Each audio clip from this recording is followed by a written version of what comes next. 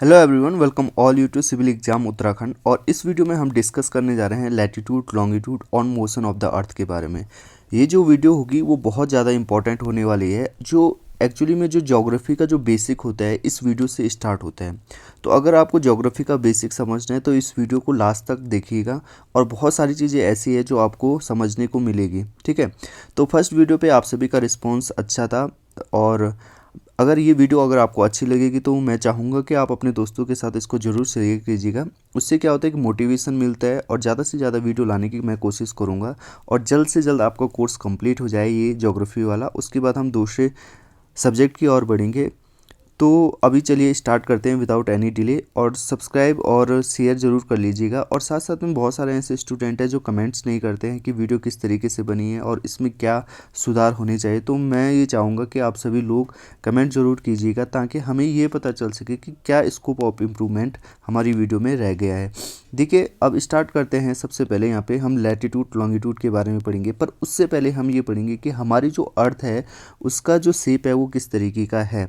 Generally हम जो अपने अर्थ का जो शेप है वो स्फीयर मानते हैं, ठीक है, गोलार्ध मानते हैं उसके, ठीक है, एक गोले की तरह जो बॉल होती है उसकी तरह मानते हैं। बट अगर हम ज्योग्राफिकल टर्म में देखें तो जो अर्थ है, जो अर्थ का जो शेप है उसको हम जियोइड कहते हैं। अर्थ के शेप को हम क्या कहते हैं? जियोइड शेप कहते हैं। अब ये जियोइड शेप होता क्या है इसके बारे में ज़रा डिस्कस कर देते हैं। देखिए, ये अर्थ है। तो अर्थ के नॉर्दर्न पोल्स पे आपको देख रहे होंगे यहाँ पे थोड़ा सा चपटी हुई है। यहाँ भी देखेंगे आप तो ये चपटी हुई है, ठीक है। और यहाँ पे इक्वेटर्स की पास, जिसे विषुवत रेखा भी कहते हैं, यहाँ पे आप देखेंगे इस तरीके से बल्ज क्रिएट हो रखा है। तो जो ये शेप होता है ना, इस शेप को जियोइड शेप कहा जाता है। इस शेप को क्या कहा जाता है? जियोइड शेप कहा जाता है। इस चीज़ को ध्यान से आपको याद रखना है। अब देखिए, जनरली अगर अब हम पढ़ेंगे तो मैं अर्थ के जो शेप को स्पेरिकल शेप ही पढ़ूंगा, क्योंकि ज्योग्राफिकल स्टडी के लिए हम अर्थ की जो शेप है उसको स्पेरिकल मान के चलते हैं, ठीक है। तो स्पीयर है, स्पीयर मतलब गोला है, ठीक है, स्पीयर का मतलब गोला है। तो ये गोला किस तरीके से हम इस गोले को बांट देते हैं, ठीक है। अब देखिए, जो ये देखिए, ये विषुवत रेखा है ना, ये विषुवत रेखा अर्थ को दो भागों में बांट रही है। एक नॉर्थ भाग में बांट रही है और एक साउथ भाग में बांट रही है। इसी तरीके से ये प्राइम मेरिडियन लाइन है, ये अर्थ को दोबारा से दो भागों में बांट रही है। एक ईस्ट पार्ट में बांट रही है, ठीक है, और एक वेस्ट पार्ट में बांट रही है, ठीक है। अब मैं यहाँ पे आपको बताता हूँ। देखिए, जो ये विषुवत रेखा मैंने बोली, जो ये 0 डिग्री लाइन है, अगर इसके ऊपर देखिए, अर्थ क्या है? पूरा स्फीयर है। अर्थ क्या है? पूरा स्फीयर है। तो इस लाइन ने अर्थ के जो स्फीयर है उसको दो भागों में बांट दिया। तो एक जो ऊपर वाला जो भाग है, आधा भाग, जिस आधा मतलब हेमी मतलब आधा भाग, इसे बोलेंगे हेमी स्फीयर। और ये किसके ऊपर है? ये देखेंगे आप, नॉर्थ में है, तो इसको नॉर्दर्न हेमिस्फीयर कह लेंगे, ठीक है। तो इस तरीके से हम नॉर्दर्न हेमिस्फीयर इसे कहेंगे। वैसे जो ये नीचे वाला भाग है इस विषुवत रेखा के, इसे हम कहेंगे साउदर्न हेमिस्फीयर। इसे क्या कहेंगे हम? साउदर्न हेमिस्फीयर, ठीक है, हेमिस्फीयर। अब इस तरीके से ये ग्रीनविच लाइन है जो 0 डिग्री लाइन है, 0 डिग्री लॉन्गिट्यूड लाइन बोलते हैं इसको। अभी पढ़ाऊंगा मैं लॉन्गिट्यूड क्या होता है। तो ये दो भागों में दोबारा बांट रही है, बट एक ईस्ट डायरेक्शन में बांट रही है और एक वेस्ट डायरेक्शन में बांट रही है इस अर्थ को। तो जो ये वाला पार्ट होगा वो ईस्टर्न हेमिस्फीयर कह लेंगे। ईस्टर्न हेमिस्फीयर होगा ये, ठीक है। और ये कैसा होगा? ये वेस्टर्न हेमिस्फीयर हो जाएगा, ठीक है। Hemisphere sorry, east east western hemisphere इसको हम कहेंगे। तो आई होप इतनी सारी चीज़ आपको समझ में आ गई होगी। तो इस तरीके से ये स्फीयर है, ठीक है, स्फीयर है। अर्थ जब भी आप पढ़ो तो सर्कल, अर्थ को ऐसा नहीं बोलना है आपको कि ये सर्कल है, ठीक है। भले ही आपको वो सर्कल दिखता है, सामने से सर्कल दिखेगा, बट अर्थ किस तरीके है? स्पेरिकल टाइप की है, ठीक है। इस तरीके से आपने चीज़ों को समझ लिया होगा। नाउ अब जो इम्पोर्टेंट है हम पढ़ेंगे। तो यहाँ पे हो गया ये, इधर साइड आपका ये हो गया, आप देखोगे ये साउदर्न हेमिस्फीयर हो गया, ये ऊपर नॉर्दर्न हेमिस्फीयर हो गया, ठीक है। इधर आपका ये ईस्टर्न हेमिस्फीयर हो गया और इधर आपका ये वेस्टर्न हेमिस्फीयर हो गया। अब इंडिया की बात करेंगे तो इंडिया क्या है? इंडिया ईस्टर्न हेमिस्फीयर में है, ईस्टर्न हेमिस्फीयर में है। और इसके ऊपर है, इक्वेटर के ऊपर है, तो नॉर्दर्न हेमिस्फीयर, ईस्टर्न और नॉर्दर्न हेमिस्फीयर में यहाँ पे इंडिया पड़ेगा, ठीक है। तो इतनी चीज़ें आपने समझ ली होंगी, बहुत सिंपल चीज़ें हैं। अब हम बात करते हैं क्या? लैटिट्यूड एंड लॉन्गिट्यूड की बात करते हैं, तो मैं बताऊंगा आपको कि लैटिट्यूड क्या होते हैं और लॉन्गिट्यूड क्या होते हैं। देखिए लैटिट्यूड, बहुत सारे ऐसे स्टूडेंट हैं कि वो कह रहे हैं कि हिंदी में भी बताओ, क्योंकि उत्तराखंड में बहुत सारे ऐसे स्टूडेंट हैं जो हिंदी में पढ़ते हैं, तो मैं बताता रहूँगा बीच बीच में जो इंपॉर्टेंट टर्म्स होंगे। बाकी जो इंग्लिश में है और हिंदी में एक ही समान है उसको नहीं बताऊंगा, बट जो इंपॉर्टेंट है उसको बताऊंगा। तो लैटिट्यूड मतलब अक्षांश रेखाएं और लॉन्गिट्यूड मतलब देशांतर रेखाएं। तो ये यहाँ पे सबसे पहले हम पढ़ेंगे लैटिट्यूड्स के बारे में। तो लैटिट्यूड्स होती क्या है? देखिए लैटिट्यूड्स मतलब जो ये हॉरिजेंटल्स लाइन होती हैं, जो हॉरिजेंटल्स लाइन आपको दिख रही हैं यहाँ पे, इनको हम लैटिट्यूड्स कहते हैं। अगर सिंपल टर्म्स में बोल लूँ तो जो ये लेटी हुई रेखाएँ आपको दिख रही हैं, इनको हम बोलते हैं अक्षांश रेखाएँ, जिसे हम लैटिट्यूड बोलेंगे। तो ये जो इम्पोर्टेंट लैटिट्यूड है डेट इज़ 0 डिग्री इक्वेटर, या इसे हम विषुवत रेखा भी कहते हैं हिंदी में अगर मैं बात करूँ, तो ये दो भागों में बांटी, ये लैटिट्यूड दो भागों में बांटी है अपने अर्थ को। तो ये ऊपर हो गया हेमिस्फेयर, नॉर्दर्न हेमिस्फेयर। तो इसके इसके रिफरेंस में हम देखेंगे, क्योंकि अर्थ स्पेरिकल शेप में है, तो इक्वेटर के रिफरेंस में अगर हम देख रहे हैं तो ये नॉर्थ पार्ट हो गया और ये नीचे साउथ पार्ट हो गया। तो जो भी साउथ पार्ट में जो लैटिट्यूड्स होंगे उन्हें हम, जैसे ये यहाँ पे 30 डिग्री है, तो ये 30 डिग्री का जो लैटिट्यूड है हम इसे 30 डिग्री साउथ कहेंगे, ठीक है, 30 डिग्री साउथ कहेंगे। और अगर ऊपर नॉर्दर्न हेमिस्फीयर में यहाँ पे देखिए 30 डिग्री है, तो हम इसे 30 डिग्री नॉर्थ कहेंगे। तो अगर आपको कभी भी लिखना होगा, अगर आपने कोई लैटिट्यूड बनाया और यहाँ पे लिखा कि ये 10 डिग्री लैटिट्यूड है, तो आपको साथ में नॉर्थ लिखना पड़ेगा। वैसे अगर इस 0 डिग्री के साउथ में होगा, अगर यहाँ पे 10 डिग्री है तो 10 डिग्री के साथ आपको साउथ भी लिखना होगा। तो इस तरीके से मैंने समझा दिया कि लैटिट्यूड होती क्या है। अब लैटिट्यूड्स के बारे में थोड़ा सा और जानकारी देंगे।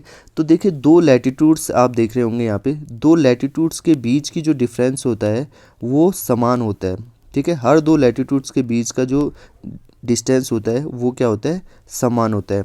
बट अगर आप साथ में देखोगे तो जो ये लैटिट्यूड लाइन जैसे जैसे नॉर्थ पोल की तरफ जाएंगे, जैसे जैसे नॉर्थ पोल की तरफ जाएंगे, तो इनकी लेंथ में आपको क्या होता दिखेगा, ये घटती हुई दिखेंगी, ठीक है। इनकी लेंथ आपको घटती हुई दिखेगी।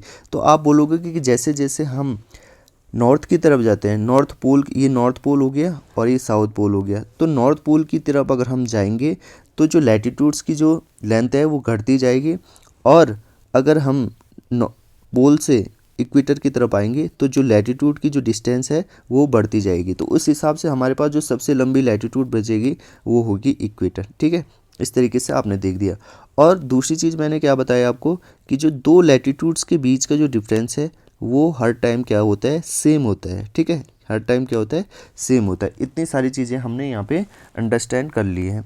अब यहाँ पे जो और एक इम्पॉर्टेंट चीज़ है कि टोटल लैटिट्यूड्स होती कितनी है, तो आप देखोगे यहाँ से इधर 90 लैटिट्यूड्स हो गए और यहाँ से इधर 90 हो गए, तो टोटल आपको 180 लैटिट्यूड्स आपको देखने को मिलेंगे, ठीक है।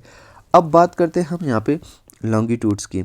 तो लॉन्गिट्यूड्स कैसी होती हैं, देखिए इस तरीके से नॉर्थ पोल से साउथ पोल की तरफ जाने वाली जो रेखाएं होती हैं उन्हें हम लॉन्गिट्यूड कहते हैं, जिसे हम हिंदी में देशांतर भी कह रहे हैं।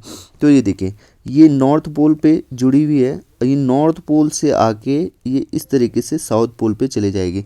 तो जो ये इस तरीके से लाइनें आ रही हैं नॉर्थ पोल से साउथ पोल की तरफ, वो देशांतर रेखाएं हमें देखने को मिलेगी, ठीक है। तो आपको ये समझ में आ गया कि देशांतर रेखाएं होती क्या हैं। अब देखिए क्या हुआ ना, देखिए अब जैसे मैंने बोला ये इक्वेटर है, ये बीच। अब देखिए जो ये लाइंस होती है ना, एक चीज़ इंपॉर्टेंट है, जो ये लाइंस होती हैं ये एक्चुअल में पृथ्वी पे कहीं बनी हुई नहीं है, but just to understand the geography, ठीक है। ज्योग्राफी को अंडरस्टैंड करने के लिए हमने जो ये रेखाएं बनाई हैं ये इमेजिनरी रेखाएं हैं, ठीक है। ये कहीं अर्थ पे है नहीं कहीं कि ये यहाँ से इक्वेटर गुजर रही है तो ये लाइन होगी कहीं ना कहीं, ऐसा कुछ नहीं है। ज्योग्राफी को अंडरस्टैंड करने के लिए हमने ये जो रेखाएं हैं वो खुद से खींची हुई हैं, these are the imaginary lines, ठीक है। तो जोग्राफर ने इनको ड्रॉ करा है ताकि वो ज्योग्राफी को अच्छे से अंडरस्टैंड कर पाएँ। तो उसी तरीके से लॉन्गिट्यूड लाइंस भी मैंने आपको बता दी। अब देखिए यहाँ पे क्या है, जिस तरीके से यहाँ पे इक्वेटर है ना, दो भागों में बांट रहा है, इक्वेटर दो भागों में बांट रहा था, किसको, लैटिट्यूड्स को। इधर नॉर्थ लैटिट्यूड्स हो गई और नीचे साउथ लैटिट्यूड। उसी तरीके से एक लाइन है डेट इज़ प्राइम मेरिडियन, ये जिसे हम ग्रीनविच लाइन भी कहते हैं, ठीक है। अभी इस ग्रीनविच लाइन के बारे में हम पढ़ेंगे, बट यहाँ पे देखिए जो ये लॉन्गिट्यूड्स हैं ये 0 डिग्री प्राइम मेरिडियन है। तो जो ये 0 डिग्री प्राइम मेरिडियन है ये लॉन्गिट्यूड्स को दो भागों में बांटती है। तो इधर ईस्टर्न लॉन्गिट्यूड्स हो गए और इधर वेस्टर्न लॉन्गिट्यूड्स आपको देखने को मिलेंगे, ठीक है। तो अगर आप इस 0 डिग्री प्राइम मेरिडियन के इधर चले गए तो आप क्या बोलोगे, अगर सपोज ये 30 डिग्री है, 30 डिग्री ईस्ट को होगे, आप 30 डिग्री ईस्ट को होगे। और अगर इधर चले गए आप तो ये 30 डिग्री आप वेस्ट को होगे। आप बोलोगे सर यहाँ पे जो ये लाइन है, जो ये ब्लैक वाली लाइन आपको दिख रही है, ये 0 डिग्री प्राइम मेरिडियन भी लिखा हुआ है इस पे, और इस पे 180 डिग्री भी लिखा हुआ है, 180 डिग्री लॉन्गिट्यूड भी लिखा है। ऐसे कैसे सर? अभी मैंने बताया आपको कि जो अपनी अर्थ है उसको आप सर्कल नहीं एज्यूम करेंगे। अगर ये सर्कल होता तो ये सिंपली इस तरीके से होता, ठीक है, एक ही लॉन्गिट्यूड होता है। बट हमारी जो अर्थ है वो है क्या, स्पेरिकल। हम उसको क्या पढ़ेंगे, स्पेरिकल पढ़ रहे हैं। तो जो ये 0 डिग्री प्राइम मेरिडियन दिख रही है ये आपको आगे वाली दिख रही है, ठीक है। और जो ये 180 डिग्री है ना, इस स्फीयर के पीछे की साइड भी तो लाइन होगी, उस लाइन को देखिए, ये पीछे की साइड है ना। इसी तरीके से ये 180 डिग्री है ना, ये पीछे की साइड बनी हुई है। इस 0 डिग्री जो प्राइम मेरिडियन है ठीक इसके जो पीछे वाली होगी वो 180 डिग्री होगी, ठीक है। अगर देखिए जैसे ये है अर्थ है, अगर मैं इसको ये फोल्ड हो रखा है, ठीक है, ये स्फीयर फोल्ड हो रखा है। अगर मैं इसको खोलूँ तो ये कैसे दिखेगा, ये कैसे दिखेगा, जो ये है अगर ये इसको मैं खोल दूँ, ठीक है, इस पीछे वाले भाग को भी आपको दिखा दूँ तो ये कैसे दिखेगा, ये देखिए ये दिख गया ना, ये देखिए ये दिख गया, ये हो गया, देखिए ये हो गया 0 डिग्री प्राइम मेरिडियन, ये है 0 डिग्री प्राइम मेरिडियन, ठीक है। और इसके पीछे वाला जैसे मैंने खोल दिया तो ये वाला वो पार्ट होगा, ये 180 डिग्री वाला, ये इधर आएगा, ये 180 डिग्री, जिसे हम इंटरनेशनल डेट लाइन भी कहते हैं। अभी इसके बारे में पढ़ेंगे, ठीक है। अगर इसको मैं दोबारा से फोल्ड करूँगा तो ये वाला भाग और ये वाला भाग एक साथ इस तरीके से फोल्ड हो जाएगा, ये वाला भाग और ये वाला भाग एक दूसरे के साथ फोल्ड हो जाएगा, ठीक है। तो आई होप इतनी चीज़ें आप अंडरस्टैंड कर पा रहे होंगे। अब थोड़ा प्राइम मेरिडियन के बारे में बता दूं। देखिए जो जोग्राफर थे वो देखिए इक्वेटर तो हमने डिसाइड कर ली थी, बट जो बहुत सारे जोग्राफर थे वो कह रहे थे कि यार प्राइम मेरिडियन मतलब 0 डिग्री लॉन्गिट्यूड को हम कहाँ से डालें, कुछ इस तरीके से करना पड़ेगा कि अर्थ को दो भागों में हम डिवाइड कर लें। तो वह क्या कि जो एक थी रॉयल एस्ट्रोनॉमिकल ऑब्जर्वेटरी थी जो कि लंदन में ग्रीनविच जगह है वहाँ पे थी, ठीक है, ग्रीनविच जगह है वो वहाँ पे थी। अब उन्होंने कहा कि देखिए क्योंकि यहाँ पे रॉयल एस्ट्रोनॉमिकल ऑब्जर्वेटरी भी है और ये अर्थ को दो भागों में बांट रही है, तो हम अपनी जो प्राइम मेरिडियन होंगे वो यहीं से ही निकालेंगे। तो उन्होंने इस तरीके से यहाँ से ड्रॉ करी जो लंदन ग्रीनविच से होते हुए इस तरीके से निकलती है। तो ये प्राइम मेरिडियन है जिसे हम ग्रीनविच लाइन भी कहते हैं, ठीक है। तो ये इस तरीके से 0 डिग्री हमें लॉन्गिट्यूड यहाँ पे देखने को मिल जाएगा, ठीक है। तो अगर आपसे पूछे कोई कि जो ग्रीनविच लाइन है या प्राइम मेरिडियन लाइन है वो कहाँ से गुजरती है, तो वो गुजरती है लंदन के ग्रीनविच से गुजरती है। इतनी चीज़ आपको ध्यान में रखनी है, ठीक है। अब वैसे ही इसके बारे में भी बता देता हूँ मैं लॉन्गिट्यूड्स के बारे में। अब आप देखोगे लॉन्गिट्यूड के बीच की जो डिस्टेंस है ना, जिस तरीके से मैंने बताया था लैटिट्यूड्स के बीच की जो तो लाइन है दो जो डिस्टेंस है वो तो सेम रहती है, बट लॉन्गिट्यूड्स के बीच की जो डिस्टेंस है वो धीरे धीरे घटती हुई आपको देखने को मिलेगी जैसे जैसे आप कहाँ जाओगे, नॉर्थ पोल की तरफ आप जाओगे या साउथ पोल की तरफ आप जाओगे। बट एक चीज़ आपको याद रखनी है कि मैंने यहाँ पे क्या बताया था, लैटिट्यूड्स की जो डिस्टेंस है वो घटती जाती है जैसे आप नॉर्थ पोल की तरफ जाओ। वैसे इसके विपरीत जो लॉन्गिट्यूड्स है उनकी डिस्टेंस हमेशा सेम रहती है। उनकी लॉन्गिट्यूड्स की हर एक लॉन्गिट्यूड की डिस्टेंस क्या होती है, लेंथ क्या होती है, वो सेम होती है। आप देखोगे हर जो लॉन्गिट्यूड है वो नॉर्थ पोल से साउथ पोल की तरफ जा रहा है, नॉर्थ पोल से साउथ पोल की तरफ जा रहा है, तो हर किसी की जो लेंथ होगी वो क्या होगी, सेम होगी, और ये आपको दिख भी रहा होगा। तो आई थिंक इतनी चीज़ें आपको समझ में आ गई होंगी। नाउ हमने समझ लिया लैटिट्यूड्स क्या होते हैं, हमने समझ लिया लॉन्गिट्यूड क्या हो गया, हमने समझ लिया अर्थ का जो शेप होता है वो किस तरीके का होता है, प्राइम मेरिडियन की बात कर दी हमने। नाउ यहाँ पे एक और लाइन है जिसे हम इंटरनेशनल डेट लाइन कहते हैं, थोड़ा उसके बारे में यहाँ पे डिस्कस करने की कोशिश करेंगे, ठीक है। तो पहले मैं आपको यहाँ पे ये चीज़ भी पढ़ेंगे अभी, बट मैं सबसे पहले इंटरनेशनल डेट लाइन के बारे में आपको बता दूँ। देखिए इंटरनेशनल डेट लाइन क्या होती है। देखिए इंटरनेशनल डेट लाइन की बात अगर मैं करूँ तो मैंने ये बोला कि ये जो इंटरनेशनल डेट लाइन है ये 180 डिग्री लॉन्गिट्यूड होता है हमारा, ये 180 डिग्री लॉन्गिट्यूड यहाँ पे होते हैं, लॉन्गिट्यूड ये हमारा होता है। इसके इधर जाओगे आपको तो ये इधर, ठीक है, इसके अभी बताता हूँ, इसके इधर जा रहे हो आप, देखिए इसके इधर जा रहे हो आप, ठीक है, तो ये ईस्टर्न साइड हो गया, ठीक है, ये वेस्टर्न साइड हो गया, ठीक है, और इधर जाओगे तो ये ईस्टर्न साइड हो गया। तो अर्थ घूमती कैसी है, वेस्ट टू ईस्ट घूमती है। अर्थ घूमती कैसे, वेस्ट टू ईस्ट यहाँ पे आपको घूमने को देखने को मिलेगी, ठीक है। तो अब क्या होता है इस इंटरनेशनल डेट लाइन की कैसे, देखिए आप सभी लॉन्गिट्यूड्स को देखेंगे तो ये बिल्कुल सीधी सीधी आपको दिखती हुई दिखेंगी, बट जो इंटरनेशनल डेट लाइन है वो क्या है, जिग जैग है। क्या है, जिग जैग लाइन आपको देखने को मिलेगी। अब ये जिग जैग लाइन क्यों है, क्योंकि ये देखिए ये जो ये एरिया है, यहाँ पे मैं आपको दिखा दूँ, जो ये एरिया है, ये वाला एरिया, ये देखिए पैसिफिक ओशियन का क्या है, एरिया है, ये पैसिफिक ओशियन का एरिया है। और इस पैसिफिक ओशियन में बहुत छोटे छोटे यहाँ पे आइलैंड आपको देखने को मिलेंगे, जैसे Midway island, Kiritimati island, Tonga island है, तो ये है। तो इन्होंने इस तरीके से जिगजैग बनाई है ताकि जो ये लाइन है वो किसी कंट्री को पास ना करे, कंट्री के बीचों बीच से ना गुजरे, कंट्री के बीचों बीच से ना गुजरे, उसको कट ना करे किसी कंट्री को। तो उस वजह से ये जो लाइन है वो जिग जैग लाइन बनाई गई है, ठीक है। तो इस तरीके से आपको देखना है कि इंटरनेशनल डेट लाइन क्या है। अब इंटरनेशनल डेट लाइन की एक खासियत है जो मैं आपको बता देता हूँ। देखिए इंटरनेशनल डेट लाइन में क्या होगा कि अगर आप इंटरनेशनल डेट लाइन के इधर आओगे, ठीक है, इधर आओगे तो आपको एक दिन बढ़ता हुआ दिखेगा, मतलब यहाँ पे मंडे है, तो अगर इस इंटरनेशनल डेट लाइन के आप इधर चले गए तो यहाँ आपको संडे देखने को मिलेगा, ठीक है। तो यानी कि इंटरनेशनल डेट लाइन के अगर आप इस साइड जाओगे, इस साइड जाओगे तो यहाँ पे आपको एक दिन घटता हुआ दिखेगा, और अगर इस साइड जाओगे तो आपको एक दिन आपको बढ़ता हुआ दिखेगा, ठीक है। तो इस तरीके से आपको याद रखना है, ठीक है। अब ये चीज़ आपको समझ में आ गई कोई, और क्यों होता है ये चीज़ भी आपको समझ में आ गई, क्योंकि देखिए मैंने यहाँ पे बताया था आपको कि ये लंदन है, ये लंदन है, ठीक है, लंदन है, ये ग्रीनविच टाइम गया, और इस तरीके से इस यहाँ आप इस तरीके से जाओगे तो ये ईस्ट साइड देखने को मिलेगी आपको, ये ईस्ट साइड देखने को मिलेगी, और ईस्ट में आपको पता है यहाँ पे डे आपको बढ़ता हुआ देखने को मिलेगा। अगर आप इस तरीके से जाओगे, मानते हैं कि जो सूर्य है ना, सूर्य सबसे पहले ईस्ट में आता है, हम सभी को पता है ईस्ट में, मानते हैं हम कि सूर्य ईस्ट से ही आता है, तो ईस्ट से आता है तो सबसे पहले डे यहीं होगा, तो यहाँ डे होगा तो यहाँ सबसे पहले डे होगा, ठीक है। तो यहाँ सपोज दिन हो रही है तो यहाँ अभी रात ही हो रही होगी, तो यानी कि इस जगह पे पर्टिकुलरली इस जगह पे जाओगे तो एक दिन आपको एक्स्ट्रा मिलेगा। और फिर अगर इस साइड मतलब इस साइड आओगे आप तो यहाँ पे आते आते आपको एक दिन की कमी देखने को मिलेगी। तो यहाँ अगर मंडे है तो यहाँ आपको क्या देखने को मिलेगा, यहाँ आपको एक दिन पीछे यानी कि संडे देखने को मिल जाएगा, ठीक है। आई होप इतनी सारी चीज़ें आपको क्लियर हो गई होंगी। तो इंटरनेशनल डेट लाइन के बारे में भी मैंने आपको बता दिया, ठीक है।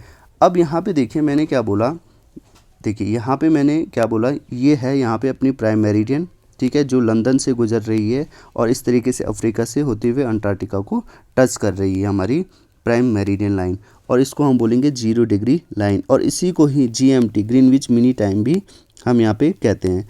अब अपने इंडिया के रिस्पेक्ट में देखेंगे तो हर अपने इंडिया में भी क्या है, अपनी इंडिया में भी लॉन्गिट्यूड्स निकल रही होंगी, ठीक है, लॉन्गिट्यूड्स निकल रही होंगी।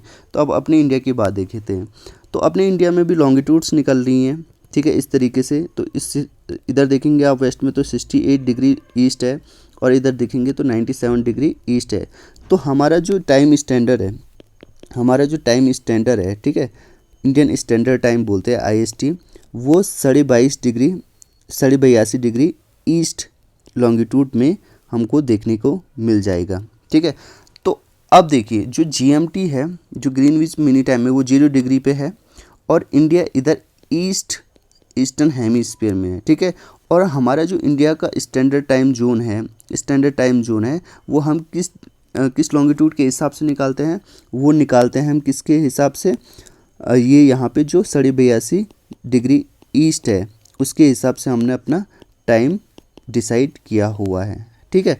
तो अगर आपसे पूछे लैटिट्यूड का काम क्या होता है, लैटिट्यूड्स का जो बेसिकली जो काम होता है किसी पर्टिकुलर लोकेशन को जानना होता है, ठीक है। वहीं जो लॉन्गिट्यूड है वो लॉन्गिट्यूड हमें क्या बताएगी, पर्टिकुलर टाइम बताएगी, किसी पर्टिकुलर टाइम बताएगी किसी लॉन्गिट्यूड का, ठीक है। तो यहाँ पे 82.5 डिग्री ईस्ट में हम अपने इंडियन स्टैंडर्ड टाइम के हिसाब से चलते हैं, ठीक है। अब देखिए आपको पता है GMT पे क्या है, 0 डिग्री लॉन्गिट्यूड है, ठीक है। और यहाँ पे अपने इंडिया के अंदर जो इंडियन स्टैंडर्ड टाइम है यहाँ पे 82.5 डिग्री ईस्ट है। तो हम कैसे पता करेंगे कि GMT और इंडिया के टाइम के बीच में कितना डिफरेंस है। बेसिकली हम सभी को पता है, हम बोलते हैं 5.5 घंटे इंडिया क्या है, आगे है, किससे, GMT से, ठीक है। GMT से, ग्रीनविच मीन टाइम से 5.5 घंटे इंडिया क्या है, आगे है। तो कैसे है आगे, कैसे है आगे और किस तरीके से आई है कि इंडिया क्यों है आगे, तो अभी इसके बारे में हम डिस्कस कर देते हैं, ठीक है। तो अब देखिए जो अर्थ का जो रोटेशन है, एक दिन के जो अंदर जो अर्थ का रोटेशन है वो 360 डिग्री होता है, आप सभी को पता है, ठीक है। अभी रोटेशन क्या होता है, रिवोल्यूशन क्या होता है, अब भी इसके बारे में भी पढ़ेंगे, बट आप फिलहाल समझ लिए कि जो अर्थ अपने एक्सिस पे जो रोटेट कर रही है, ठीक है। तो देखिए ना, आप देखिए यहाँ, एक मिनट, ये है इस तरीके से है, ठीक है। अब देखेंगे ये है सर्कल, अब यहाँ से आप चलोगे इस तरीके से, यहाँ ये 0 डिग्री आया, फिर इस तरीके से पूरा आप एक चक्कर लगाओगे तो यू विल गेट 360 डिग्री, ठीक है, यू विल गेट 360 डिग्री। तो अर्थ भी एक दिन में जो रोटेट करती है पूरा, वो पूरा एक चक्कर लगाती है, तो एक चक्कर लगाने का मतलब अर्थ 360 डिग्री घूमती है, ठीक है। तो 24 घंटे में कितना घूम रही है, 360 डिग्री घूम रही है। तो एक घंटे में कितना डिग्री घूमेगी, तो 360 बटे ये 24 नीचे आ जाएगा, तो 360 बटे 24 हो जाएगा, यानी कि यहाँ ये 15 डिग्री हो जाएगा। यहाँ पे ये क्या हो जाएगा, 15 डिग्री, मतलब एक घंटे में कितनी डिग्री चल रही है, 15 डिग्री हमारी अर्थ चल रही है। यहाँ से हमें ये पता चला। अब देखिए एक घंटे में आप सभी को पता है 60 मिनट होते हैं, ठीक है। तो ये 15 डिग्री मैं यहाँ पे ले आता हूँ और एक घंटा में इसके सामने ले आता हूँ, बात एक ही है, ठीक। 1 आवर इजकल टू 15 डिग्री, या मैं बोलूँ 15 डिग्री इजकल टू 1 आवर, यानी कि 60 मिनट। तो 15 डिग्री में कितना, 60 मिनट चली, ठीक है। तो 1 डिग्री इक्वल टू कितने मिनट हो जाएगा, 60 बटे 15, यानी कि 4 मिनट, ठीक है। तो यानी कि हर एक 4 मिनट में जो अपने अर्थ है 1 डिग्री चलती है, या मैं बोलूँ कि 1 डिग्री हर 1 डिग्री आगे जब बढ़ती है तो तब 4 मिनट में बढ़ती है अपनी अर्थ, ठीक है। हर 1 डिग्री जब आगे चलती है तो उस 1 डिग्री को कंप्लीट करने में अर्थ को कितना टाइम लगता है, 4 मिनट का टाइम लगता है। इस चीज़ को आपने समझ लिया। तो हमारी जो इंडियन स्टैंडर्ड टाइम है, वो 82.5 डिग्री ईस्ट है। अब जब 82.5 डिग्री ईस्ट है तो यहाँ पे कितना टाइम होगा, या इतना जब अर्थ घूमी तो यहाँ पे कितना टाइम होगा, ठीक है। ग्रीनविच के रिस्पेक्ट में हम देख रहे हैं। तो यहाँ पे 82.5 डिग्री ईस्ट है, ठीक है। तो 82.5 डिग्री, तो पहले मैं 82 डिग्री का निकाल देता हूँ। तो 82, देखिए 1 डिग्री में 4 मिनट चल रही है, तो 82 डिग्री में कितनी चलेगी, 328 मिनट चलेगी। और इस आधा मिनट का भी तो लेना है हमको, तो आधा डिग्री का भी तो लेना है, तो आधा डिग्री में कितना चलेगी, 4 मिनट चलेगी। तो आधा डिग्री इंटू 4 इजकल टू 2 मिनट हो गए। तो इस तरीके से 328 प्लस 2 मिनट इजकल टू 330 मिनट हो गए, ठीक है। तो 330 मिनट हो गए। अब इस 330 मिनट को अगर आप आवर्स में बदलोगे तो आपको 60 से डिवाइड करना पड़ेगा, ठीक है। तो मैंने 300 प्लस 30 लिख लिया है, ठीक है। तो ये 30 मिनट हो गए अलग से, और ये 30 मिनट अलग से हो गए। तो इसको जब मैं मिनट को जब अगर आर में बदलूँगा तो 60 से डिवाइड करूँगा तो ये हो जाएगा 5, 300 बटे 60 इक्वल टू हो जाएगा ये 5 हो जाएगा। तो यहाँ पे देखेंगे आपको 5 आर 30 मिनट, मतलब 30 मिनट आधा आर, तो 5.5 घंटे, यानी कि ग्रीनविच टाइम से हमारी जो इंडिया का जो टाइम है वो क्या हो गया, 5.5 घंटे ज़्यादा हो गया। इसी तरीके से आप कोई से भी लॉन्गिट्यूड का टाइम निकाल सकते हो। इसी तरीके से आप कोई भी लॉन्गिट्यूड का क्या निकाल सकते हो, टाइम निकाल सकते हो ग्रीनविच मीन टाइम के रिस्पेक्ट में, ठीक है। तो आपको सिंपल इतना याद रखना कि 1 डिग्री जब अर्थ रोटेट करती है तो कितना समय लेती है, 4 मिनट का समय लेती है। तो आई थिंक इतना चीज़ें आपको क्लियर हो गई होंगी।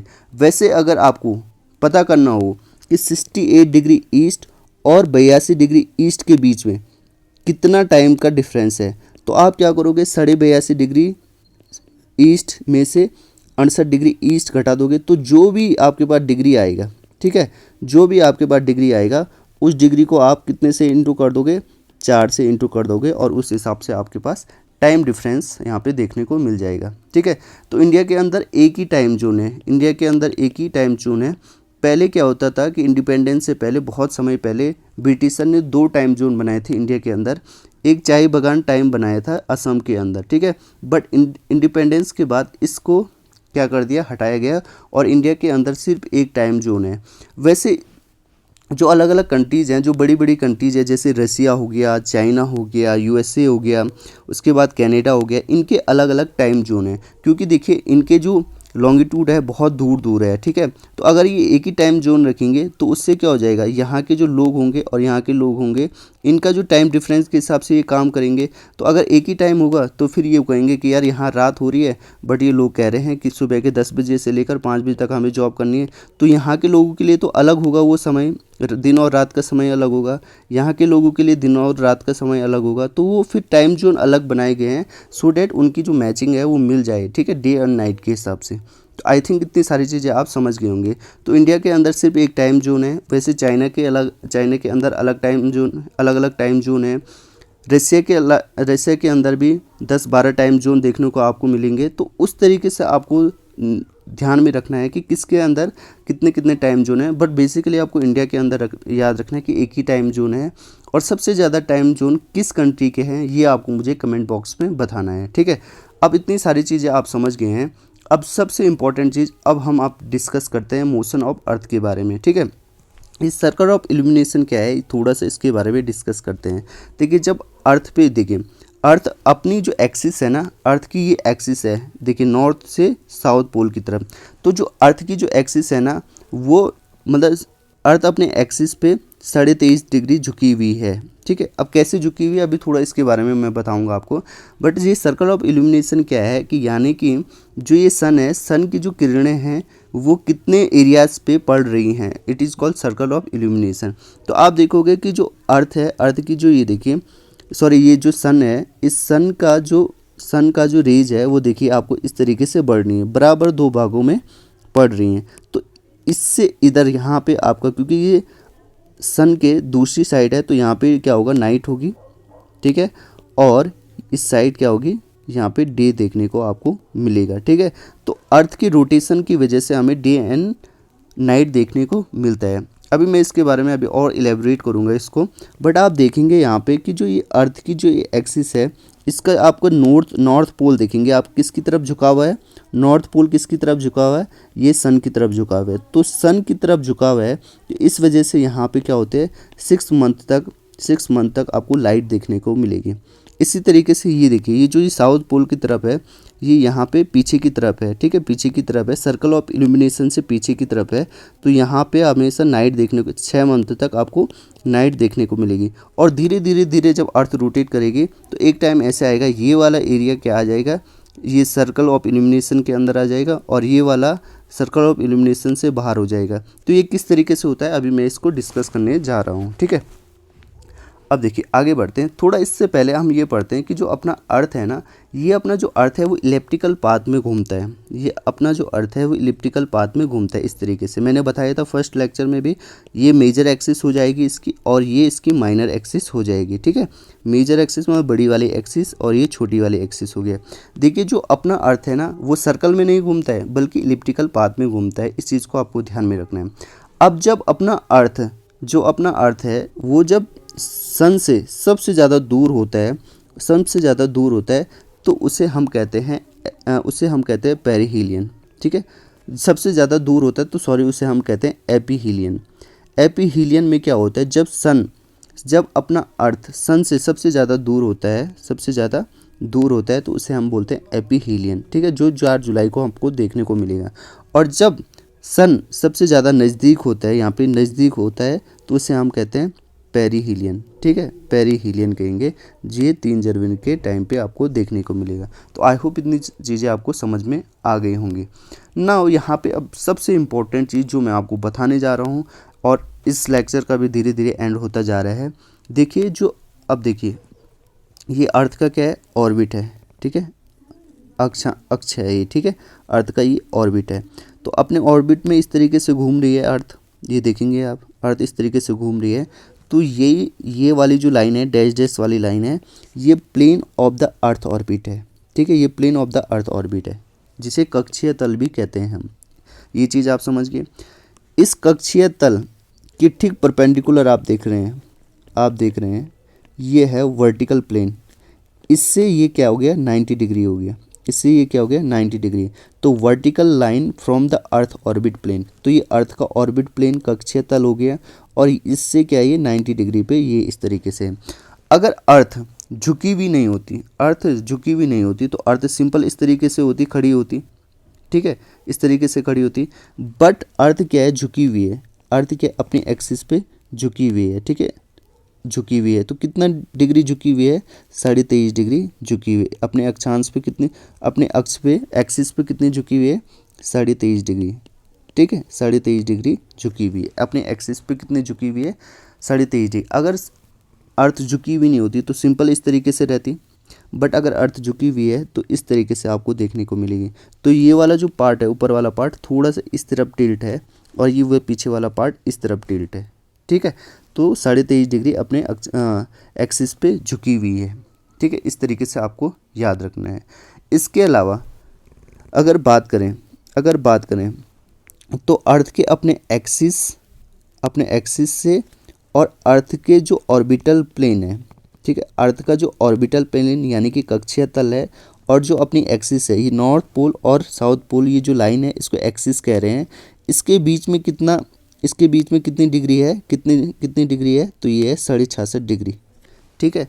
तो दो चीज़ें आपको याद रखनी है कि अपने एक्सिस पे कितनी झुकी हुई है, 23.5 डिग्री, और अर्थ के ऑर्बिटल प्लेन से जो एक्सिस है वो कितने डिग्री है, वो है 66.5 डिग्री। इतनी चीज़ें आपको याद रखनी है, ठीक है। तो आई होप इतनी चीज़ें आपको क्लियर हो गई होंगी, ठीक है।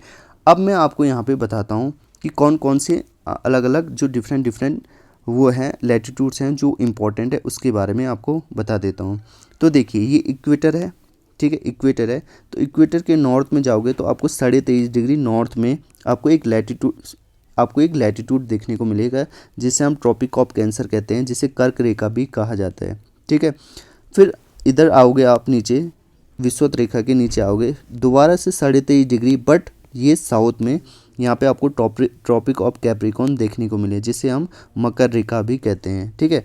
फिर उधर ऊपर और आगे ऊपर चलोगे नॉर्थ में, तो यहाँ पे आर्कटिक सर्कल देखने को मिलेगा, क्योंकि यहाँ पे आर्कटिक सी है ना, यहाँ पे आपको आर्कटिक सी है, तो उसी आर्कटिक सी के नाम पे ये आर्कटिक सर्कल पड़ा है, जो कि 66.5 डिग्री नॉर्थ में है, ठीक है। वैसे अगर आप इक्वेटर के नीचे जाओगे तो साउथ में आओगे जब आप, तो यहाँ पे आपको अंटार्कटिक सर्कल देखने को मिलेगा 66.5 डिग्री साउथ में, ठीक है। तो यूँ क्योंकि यहाँ पे अंटार्कटिक महाद्वीप है, तो इस वजह से इसका नाम अंटार्कटिक सर्कल पड़ा है, और ये 66.5 डिग्री साउथ में आपको देखने को मिलेगा। तो ये लाइन बहुत ज़्यादा इंपॉर्टेंट है, आगे आने वाले टाइम में भी आपको बहुत ज़्यादा इंपॉर्टेंट होने वाली है आपके लिए।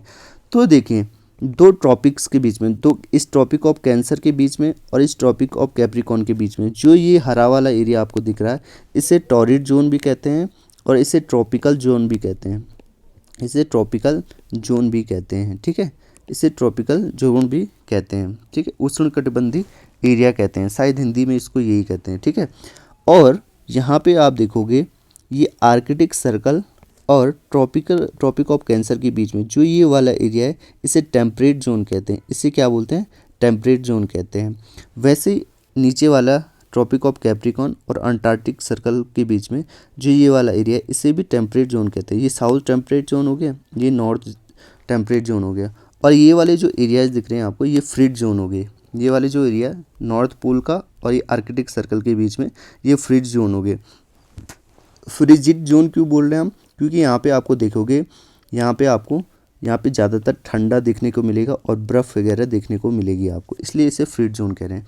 अब ऐसा क्यों कह रहे हैं, देखिए, ऐसा इसलिए कह रहे हैं, एक मिनट,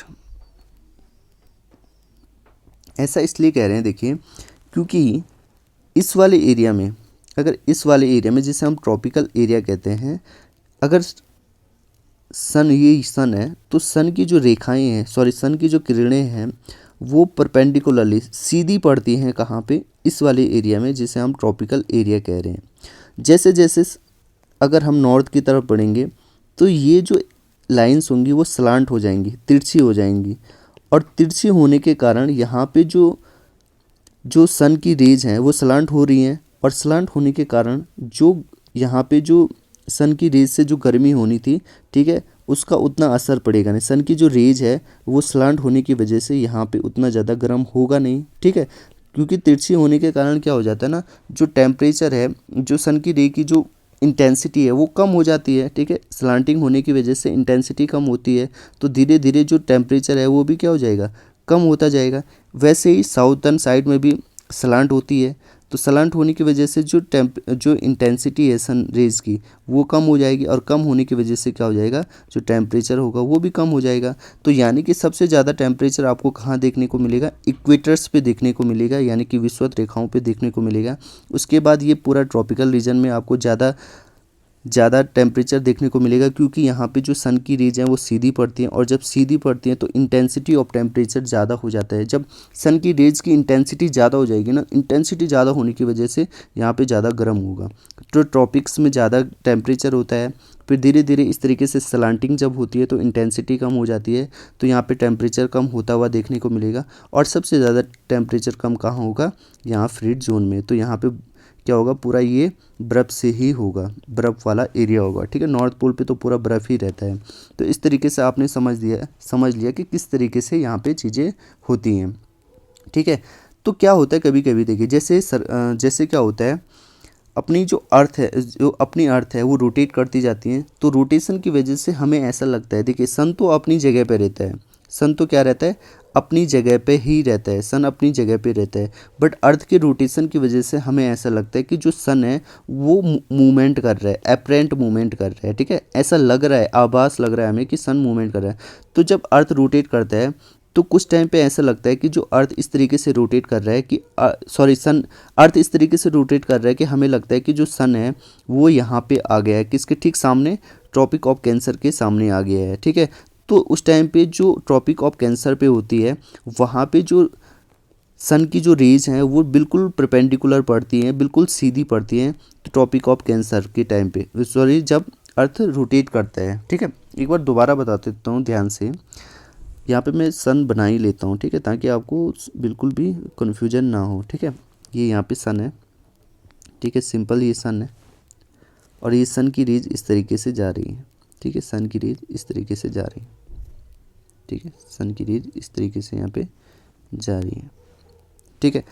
अब क्या होगा, अब ध्यान से देखिएगा, देखिए सिंपल अगर मैं बताऊं तो अर्थ की जो रेज है वो परपेंडिकुलरली पड़ रही है, ठीक है, कहाँ पे, इक्वेटर पे, फिर स्लांट होती जा रही है टेम्परेट जोन में, और सबसे ज़्यादा स्लांट यहाँ पे फ्रीड जोन में हो रही है, और उस तरीके से टेम्परेचर घटते जा रहा है नॉर्थ में भी और यहाँ पे साउथ में भी। अब क्या होता है, अर्थ क्या करता है, हमारा रोटेट करता है, अर्थ यहाँ पे हमारा रोटेट करता है, और इसमें रेवोल्यूशन भी होता है, इसमें रेवोल्यूशन भी होता है। रोटेशन क्या होता है, रेवोल्यूशन क्या होता है, अभी थोड़ी देर में बता दूंगा। बट ये क्या करता है, रोटेट करता है और रेवोल्यूशन करता है। तो कभी कभी क्या होता है ना, समर के टाइम पे, अगर नॉर्दर्न हेमिस्फीयर में बताऊं मैं, नॉर्थ हेमिस्फीयर में जब समर होता है ना, तो हमें ऐसा लगता है कि अर्थ की रोटेशन की वजह से कि जो सन है वो थोड़ा सा अपेरेंटली थोड़ा सा ऊपर आ गया है, और ये क्या कर रहा है कि जब ऊपर आ गया तो ऊपर आते टाइम पे जो सन की जो रेज है वो डायरेक्टली किस पे पड़ रही है, ट्रॉपिक ऑफ कैंसर पे पड़ रही है। तो सबसे ज़्यादा गर्म आपको कहाँ पे देखने को मिलेगा, ट्रॉपिक ऑफ कैंसर में देखने को मिलेगा, समर के सीज़न में, हमें ऐसा लगता है, ठीक है। वैसे अगर हम बात करें विंटर के सीज़न में, तो हमें ऐसा लगता है कि अर्थ की रोटेशन की वजह से जो ये अपना सन है ना वो थोड़ा सा नीचे खिसक गया है, ठीक है। तो उस टाइम पे जो सीधी जो सन रेज है वो कहाँ पे गिरेंगी, वो ट्रॉपिक ऑफ कैप्रिकॉर्न पे गिरेंगी। तो सबसे ज़्यादा गर्म कहाँ पे होगा, ट्रॉपिक ऑफ कैप्रिकॉर्न पे होगा विंटर के टाइम पे। तो यानी कि हम किसके रिस्पेक्ट में बात कर रहे हैं, इंडिया के रिस्पेक्ट में बात कर रहे हैं। और इंडिया क्योंकि नॉर्दर्न हेमिस्फीयर में आता है ना, तो जब यहाँ पे सबसे ज़्यादा क्या होगा, गर्म होगा, तो नॉर्दर्न हेमिस्फीयर में क्या होगा, ठंडा होगा। तो इसलिए मैं यहाँ पे विंटर कह रहा हूँ। हम जो भी चीज़ें पढ़ रहे होंगे वो नॉर्दर्न हेमिस्फीयर के रिस्पेक्ट में पढ़ रहे होंगे, इस चीज़ को आपको ध्यान में रखना है, ठीक है। तो यहाँ पे ये क्या हो जाएगा, गर्म हो जाएगा उस टाइम पे, विंटर के टाइम पे, यहाँ नीचे ट्रॉपिक ऑफ कैंसर में, ठीक है, ट्रॉपिक ऑफ कैप्रिकॉर्न में, जिसे हम मकर रेखा भी कह रहे हैं। और इंडिया में यहाँ पे क्योंकि ट्रॉपिक ऑफ कैंसर के अंडर आता है इंडिया, तो यहाँ पे क्या होगा, ठंडा हो जाएगा, ठीक है। तो इतनी सारी चीज़ें आप समझ गए होंगे। नाउ यहाँ पे जो इम्पोर्टेंट चीज़ है ना, ये बता देता हूँ मैं कि यहाँ पे जो इम्पोर्टेंट चीज़ है कि रोटेशन क्या होती है और रेवोल्यूशन क्या होता है, इस चीज़ के बारे में आपको बता देता हूँ और फिर इस लेक्चर का एंड करते हैं, क्योंकि थोड़ा बड़ा होता जा रहा है। बट इंटरेस्टिंग चैप्टर है, इंटरेस्टिंग वीडियो है ये, और इसको पूरा देखना है आपको, चाहे कुछ भी हो जाए, ठीक है। तो देखिए ये अपनी एक्सिस है, ये अपनी एक्सिस है, ठीक है, किसकी, अर्थ की अपनी एक्सिस है। जब अपनी एक्सिस पे अर्थ इस तरीके से घूम रहा है, ठीक है, इस तरीके से रोटेट कर रहे हैं, ठीक है, रोटेट कर रहे हैं, रोटेट का मतलब घूर्णन कर रहे हैं, ठीक है, अपनी एक्सिस पे। जैसे लट्टू घूमता है ना, जैसे लट्टू क्या होता है, एक जगह पे यहाँ पे इस तरीके से घूमता रहेगा, इसी पॉइंट पे इस तरीके से घूमता रहेगा। तो इसी तरीके से अर्थ भी क्या होती है, रोटेट करती है, अर्थ भी क्या होती है, रोटेट करती है। यहाँ पे भी दिखा देता हूँ मैं आपको, ये देखिए अर्थ यहाँ पे देखिए इस तरीके से क्या कर रही है, स्पिन कर रही है, या हम इसे बोले रोटेट कर रही है, ठीक है। तो अर्थ क्या कर रही है, अपने एक्सिस के अराउंड क्या कर रही है, रोटेट कर रही है, जिसे हम कहते हैं घूर्णन। और इस रोटेशन देखिए मैंने बोला था ना, अर्थ 24 घंटे में क्या करती है, एक चक्कर लगाती है, मतलब पूरा रोटेट करती है, 24 घंटे में पूरा रोटेट करती है। और उस रोटेशन की वजह से क्या होता है, उस रोटेशन की वजह से हमें डे एंड नाइट का आभास होता है, डे एंड नाइट का आभास होता है, ठीक है। तो क्या होता है, जब डे होती है तो हम क्या होते हैं, सर्कल ऑफ इल्यूमिनेशन के अंडर होते हैं, मतलब यहाँ पे सन की लाइट्स पड़ती हैं, ठीक है। और जब ये पूरा ये वाला जब रोटेट करती है, तो ये वाला जो एरिया इस साइड आ जाएगा, तो यहाँ क्या हो जाएगी, नाइट हो जाएगी। तो हमें ऐसा लगेगा कि अब नाइट हो गई है, ठीक है। तो अर्थ की रोटेशन की वजह से हमें डे एंड नाइट का पता चलता है, ठीक है। अब जो इम्पोर्टेंट चीज़ है वो है रेवोल्यूशन। अब है रेवोल्यूशन, जिसे हम परिक्रमण भी हिंदी में कहते हैं, ठीक है, परिक्रमण भी कहते हैं। तो देखिए जो अर्थ है वो अर्थ क्या होती, इस तरीके से देखिए रोटेट करते करते, देखिए इस तरीके से रोटेट करते करते करते करते करते करते इस तरीके से इलिप्टिकल पाथ में घूमती है, इस तरीके से इलिप्टिकल पाथ में क्या करती है, घूमती रहती है, ठीक है। इस तरीके से इलिप्टिकल पाथ में रोटेट करके आगे बढ़ रही है, रोटेट करके आगे बढ़ रही है, और इस तरीके से परिक्रमण कर रही है, किसका, इस सन का परिक्रमण यहाँ पे कर रही है। तो इस तरीके से रोटेट करते करते करते करते जब रेवोल्यूशन पूरा हो जाता है, तो अर्थ अपना जो रेवोल्यूशन है, यानी कि इलिप्टिकल पाथ में पूरा जब घूमने में कितना समय लेती है, वो लेती है 365 डे, 365 डे और 6 घंटे, 365 डे और 6 घंटे, ठीक है, 365 डे और 6 घंटे। यानी कि पूरा सन के एक चक्कर लगाने में, सन के एक चक्कर लगाने में, जिसे हम रेवोल्यूशन कह रहे हैं, वो कितना टाइम लेते हैं, 365 दिन और 6 घंटे, 365 दिन और 6 घंटे। अब क्योंकि ना हम इस 6 घंटे को गिनते नहीं हैं, हम 6 घंटे को नहीं गिनते हैं, हम सिंपली बोल लेते हैं 365 डेज लगाती हैं अर्थ अपनी रेवोल्यूशन को पूरा करने में। तो अब इस 6 घंटे का क्या सर, इस 6 घंटे को हम संभाल के रखते हैं, इस 6 घंटे को हम संभाल के रखते हैं, इस 6 घंटे को हम संभाल के रखते हैं। और इस 6 घंटे को संभाल के इस तरीके से हम पूरे 24 घंटे बना लेते हैं। कितने सालों में, एक साल में 6 घंटे बचाए हमने, दूसरे साल में भी 6 घंटे बचाए, तीसरे साल में भी हमने 6 घंटे बचाए, चौथे साल में भी हमने 6 घंटे बचाए, और 4 सालों में ये 6 घंटे कितने घंटे बन गए, 24 घंटे। और 24 घंटे में कितने दिन होते हैं, एक दिन होते हैं, आप सभी को पता है। तो इस तरीके से चार सालों में लीप ईयर आता है, और जो फरवरी है वो 28 की ना होके 29 की हो जाती है, क्योंकि 4 सालों में जो हमने वो 6 घंटे बचाए थे ना, जिससे पूरा एक दिन बचा था, एक दिन बन गया था, वो हम फरवरी में जोड़ के उसे 29 डेज़ की फरवरी हो जाती है। तो आई होप इतनी चीज़ें आपको समझ में आ गई होंगी। तो आपको रेवोल्यूशन और रोटेशन तो समझ में आ ही गया होगा, ठीक है, रेवोल्यूशन एंड रोटेशन तो आपको समझ में आ ही गया होगा। तो रोटेशन से क्या होता है, रोटेशन क्या होता है, spinning of the earth from west to east, ठीक है। तो अपनी जो अर्थ है वो हमेशा वेस्ट टू ईस्ट डायरेक्शन में क्या होती है, रोटेट करती है, इसके अलावा 24 घंटे लगाती है एक रोटेशन को कंप्लीट करने में, 24 घंटे लगाती है अपनी अर्थ। इस चीज़ को मैं आपको बता ही चुका हूँ, ठीक है। अब रोटेशन से क्या होता है, देखिए रोटेशन से क्या होता है, डे एंड नाइट, हमें डे एंड नाइट का पता चलता है। वैसे रेवोल्यूशन की बात करें जिसे हम परिक्रमण कह रहे हैं, ठीक है, तो अर्थ क्या होती है इलेप्टिकल ऑर्बिट में, ठीक है। सन का क्या लगाती है, चक्कर लगाती है। वो कितना टाइम लेती है, 365/1/4 डे, 1/4 डे मतलब 6 घंटे का समय, ठीक है। तो इस तरीके से चीज़ें होती हैं। और रेवोल्यूशन से क्या होता है, रेवोल्यूशन से क्या होता है, ठीक है, रेवोल्यूशन से क्या होता है कि जो सीजन है ना, उन सीजन्स में क्या होते हैं, चेंज होते हैं, सीजन में चेंजेस होते हैं। और सीजन में जैसे जैसे चेंजेस होते रहेंगे वैसे वैसे आपको दिखता रहेगा कि जो दिन भी है वो लंबे हो रहे हैं, रातें हैं छोटी हो रही हैं, कभी रातें बड़ी हो जा रही हैं और दिन छोटे होते जा रहे हैं। वो रेवोल्यूशन के कारण होता है इस तरीके से, ठीक है, वो सीजन में चेंजेस होने के कारण होता है। तो रेवोल्यूशन की वजह से क्या हो रहा है, सीजन में चेंजेस होते जा रहे हैं। और रोटेशन की वजह से हमें क्या देखने को मिल रहा है, डे एंड नाइट का आभास हमें हो रहा है, ठीक है। अब रेवोल्यूशन में देखते हैं कि किस तरीके से चीज़ें होती हैं।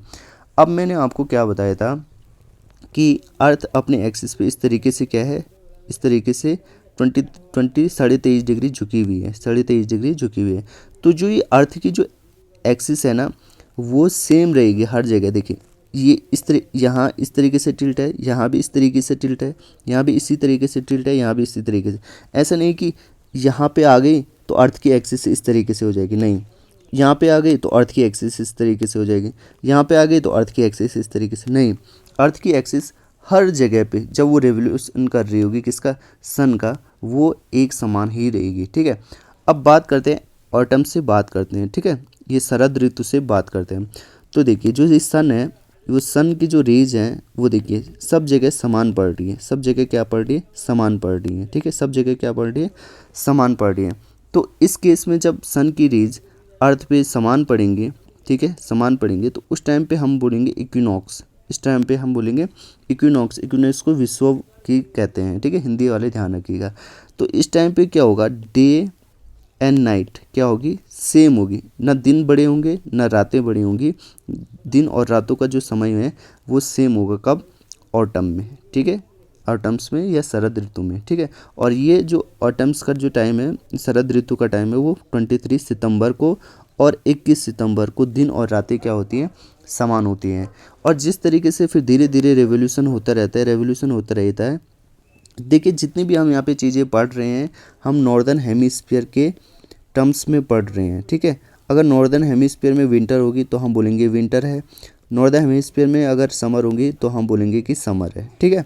तो नॉर्दर्न हेमिस्फीयर के रिस्पेक्ट में हम चीज़ों को पढ़ते जा रहे हैं यहाँ पे। तो ये हो गया ऑटम हो गया, ठीक है। अब धीरे धीरे अर्थ ने रेवोल्यूशन करा किसके अराउंड, सन के अराउंड, तो ये आगे बढ़ती गई, आगे बढ़ती गई। अब आ गया समर सीजन, अब आ गया समर सीजन किस कहाँ पे, ये साउदर्न हेमिस्फीयर में समर सीजन है, बट नॉर्दर्न में हमको कैसे देखने को मिलेगा, विंटर देखने को मिलेगी। अब आप यहाँ पे देखोगे दोस्त, ये जो सन की रेज इस तरीके से घिर रही हैं, सन की रेज इस तरीके से यहाँ पे घिर रही हैं। तो आप देखोगे कि जो ये विषुवत रेखा, ये यहाँ पे अगर आप विषुवत रेखा मान के चलते हो, आप विषुवत रेखा इसको मान के चलते हो, तो आप देखोगे विषुवत रेखा के ऊपर ये नॉर्दर्न साइड हो गया और ये नीचे साउदर्न साइड हो गया, ठीक है। अब आप यहाँ पे देखोगे तो ये नॉर्थ वाला जो इलाका है ना, नॉर्थ वाला जो इलाका है, ठीक है, ये क्या है, सर्कल ऑफ इल्यूमिनेशन में नहीं आ रहा है। सर्कल ऑफ इल्यूमिनेशन में शुरू में समझाया था ना आपको कि किस एरिया में लाइट मिल रही है उसको सर्कल ऑफ इल्यूमिनेशन कहेंगे, और जिसमें नहीं पड़ रही है उसको सर्कल ऑफ इल्यूमिनेशन से वो बाहर हो जाएगा।